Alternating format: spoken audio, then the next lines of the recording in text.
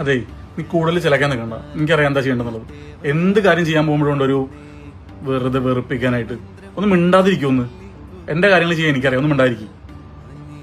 Guys, എന്നെങ്കിലും ഇതേപോലെ നിങ്ങൾ നിങ്ങളുടെ വൈഫിനോടോ ഗേൾഫ്രണ്ടിനോടോ പറയാതിരുന്നിട്ടുണ്ടാവില്ല. എന്റെ ലൈഫിൽ ഞാനും ഒരുപാട് വട്ടം പറഞ്ഞിട്ടുണ്ട്. എന്തെങ്കിലും ഒരു കാര്യം ചെയ്യണ സമയത്ത് അവരവരുടെ അഭിപ്രായം പറയും. അതായത് അത് ചെയ്യേണ്ടാട്ടോ, എനിക്ക് തോന്നുന്നില്ല അത് നന്നാവും എന്നുള്ളത്, ഫ്യൂച്ചറിൽ അത് പ്രശ്നമാവുന്ന രീതിയിൽ പല വട്ടം പറഞ്ഞിട്ടുണ്ട്.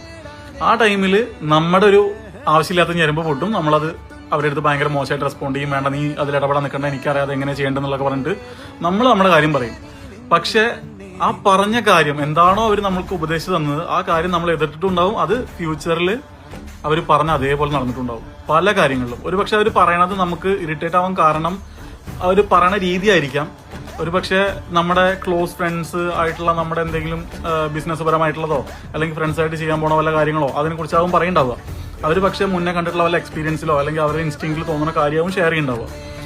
പക്ഷേ ഗൈസ്, ഒരു കാരണം വെച്ചാലും ഒരു വേർഡും അവോയ്ഡ് ചെയ്യരുത്. എന്റെ ലൈഫിൽ എനിക്ക് അങ്ങനത്തെ ഒരുപാട് എക്സ്പീരിയൻസ് ഉണ്ടായിട്ടുണ്ട്. ഞാൻ പലവട്ടം എതിർത്ത് വന്നിട്ടുണ്ട്. ആ പറഞ്ഞ കാര്യങ്ങളൊക്കെ വൈഫ് എന്താണോ പറഞ്ഞിട്ടുള്ള ഗേൾ ഫ്രണ്ട് ആയിട്ടിരിക്കുന്ന സമയത്ത് അവൾ പറയുമ്പോഴും അതേപോലെ നടന്നിട്ടുണ്ട്, കല്യാണം കഴിഞ്ഞപ്പോഴും നടന്നിട്ടുണ്ട്. സോ ഒരു വേർഡും, ഒരു കാരണം വെച്ചാൽ ഇത് വൈഫുമാരെ അല്ലെങ്കിൽ ഗേൾ ഫ്രണ്ട്സിനെ പൊക്കി പറയണതല്ല. ഇത് കാണുന്ന ഓരോ ബോയ്സിനും അവരുടെ ഓരോ സിറ്റുവേഷനിലും ഇങ്ങനത്തെ ഒരു ഇത് ഉണ്ടായിട്ടുണ്ടാവാൻ ചാൻസ് ഉണ്ട്, ഉറപ്പാണ്. അപ്പോൾ ആരുടെ വാക്കും തള്ളിക്കളയരുത്. നല്ലോണം ആലോചിച്ചിട്ട് തീരുമാനങ്ങൾ എടുക്കുക. എടുത്തു ചാടിയിട്ടുള്ള തീരുമാനങ്ങൾ നമുക്ക് പലപ്പോഴും പല പ്രശ്നങ്ങളിൽ കൊണ്ടെത്തിക്കാൻ ചാൻസ് ഉണ്ട്. സോ നന്നായി തിങ്ക് ചെയ്യുക. വൈഫ് ആയിക്കോട്ടെ ഗേൾ ഫ്രണ്ട് ആയിക്കോട്ടെ, ആര് പറയണ വാക്കാണെങ്കിലും നമ്മൾ ജസ്റ്റ് നല്ല ആലോചിച്ച് ഒരുമിച്ച് തീരുമാനം എടുത്തു കഴിഞ്ഞാൽ പിന്നെ വലിയ ബുദ്ധിമുട്ടുണ്ടാവാൻ ചാൻസ് ഇല്ല. So think guys.